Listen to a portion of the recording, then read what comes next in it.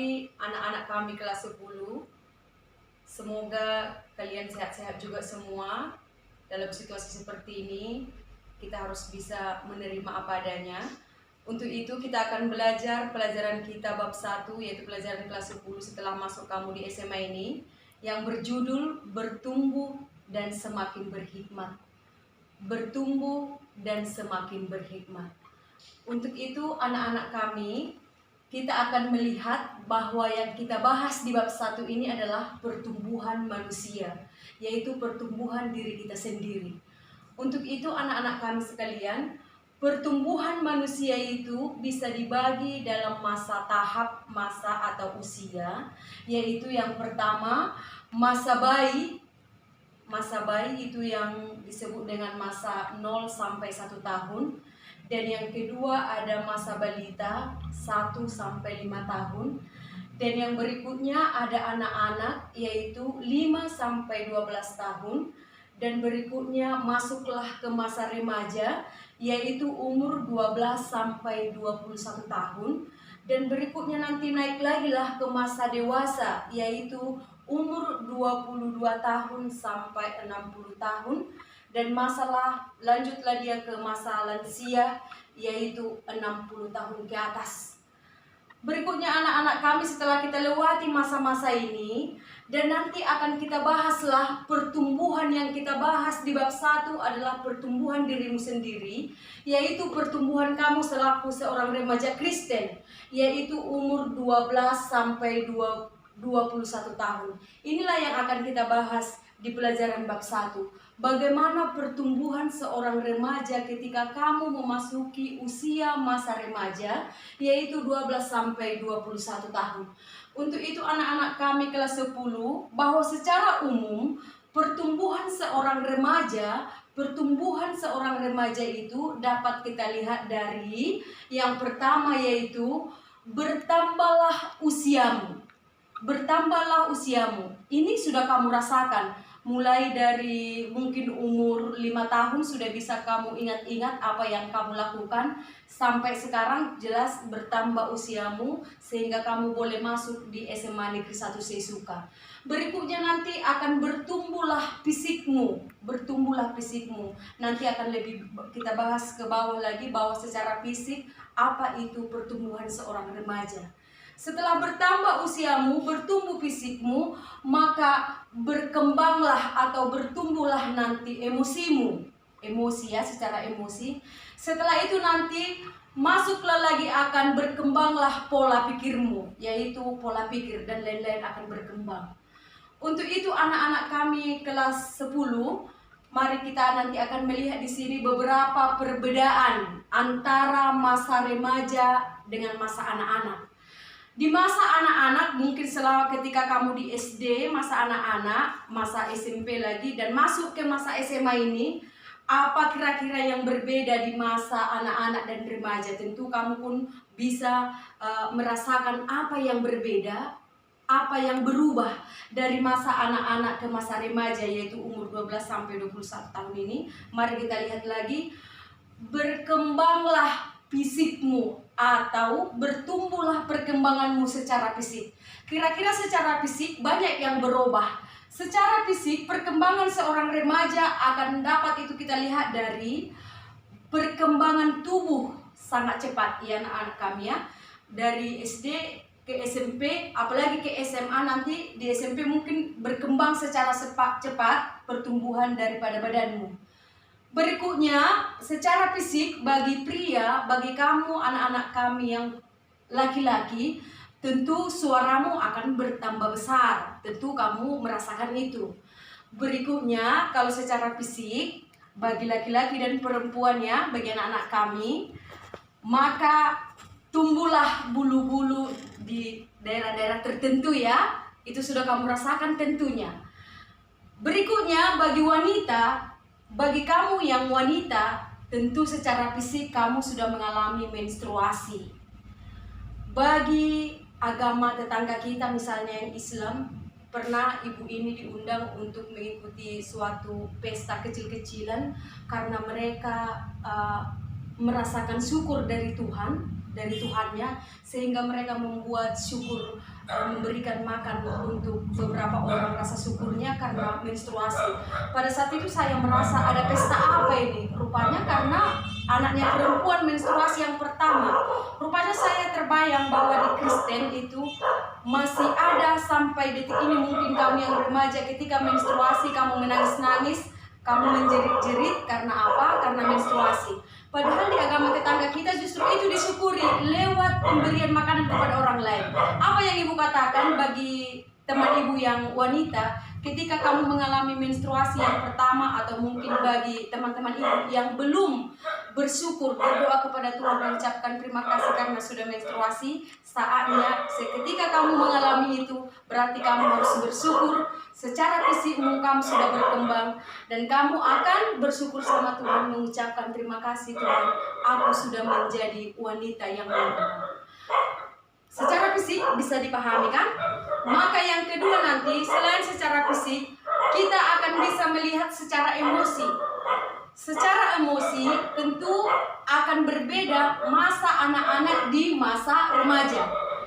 Di masa remaja, secara emosionalmu berkembang, kamu seakan-akan merasakan bahwa emosimu itu melonjak. Untuk itu, apa yang berkembang secara emosi? Secara emosi yang pertama, kamu senang bermain dengan teman sebaya. Tentu ya, teman sebaya. Kalau di masa anak-anak, mungkin ini belum bisa kamu pilih-pilih. Tapi di masa remaja, tentu kamu tidak suka lagi berteman dengan anak-anak. Di masa remaja ini, pasti kamu akan ingin berteman dengan sebaya, dengan seumuran ya. Yang berikutnya secara emosi, yang kedua, kamu tidak senang diperintah. Biasanya, sikap seorang remaja tidak senang diperintah, karena dia merasa secara emosi bahwa dia sudah mampu. Yang ketiga, bahwa seorang remaja secara emosi sering menganggap dirinya lebih benar daripada orang lain. Ini pasti kamu rasakan. Kamu sekarang merasakan bahwa kamu lebih benar dari orang lain. Sikit-sikit aku kok yang benar, sikit-sikit aku yang benar. Di masa remaja itu pasti kamu rasakan. Yang berikutnya, di masa remaja, kamu sudah mulai menyenangi lawan jenismu.